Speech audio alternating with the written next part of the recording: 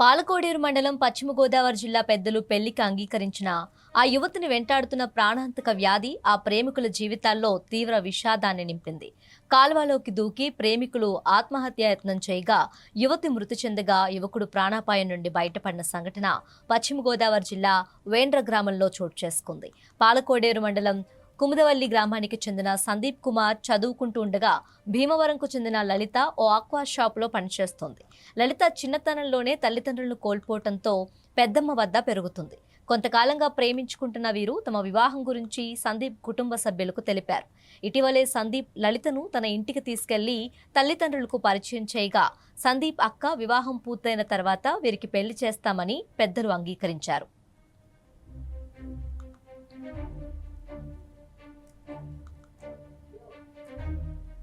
పెద్దల సమ్మతి ఉన్నప్పటికీ లలిత ప్రాణాంతకమైన తీవ్ర అనారోగ్య సమస్యతో బాధపడుతుండటంతో మనస్తాపానికి గురైన వీరిద్దరూ తీవ్ర నిర్ణయం తీసుకున్నారు. వేండ్ర గ్రామంలోని అడవికోడు లాకుల వద్ద కాలువలోకి దూకి ఆత్మహత్యాయత్నం చేశారు.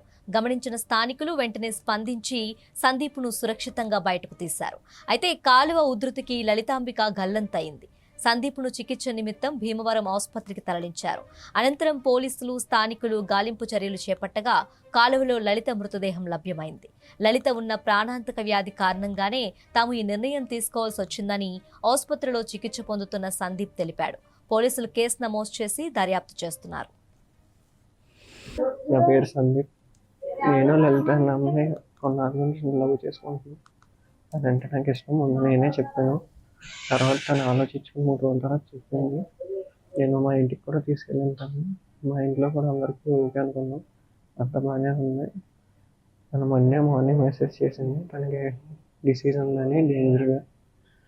అందుకే ఇంకా తను ఒక్కరికి వెళ్ళిపోతానని చెప్పింది.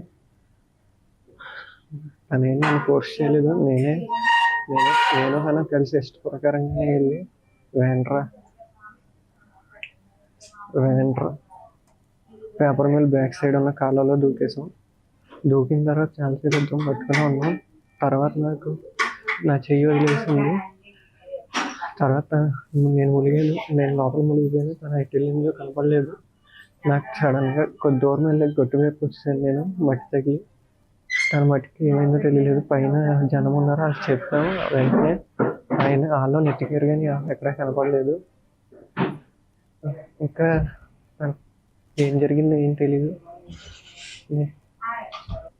అమ్మాయికి ప్రాణాంతకర వ్యాధి ఉంది. అందుకే తను నాతో చెప్పింది.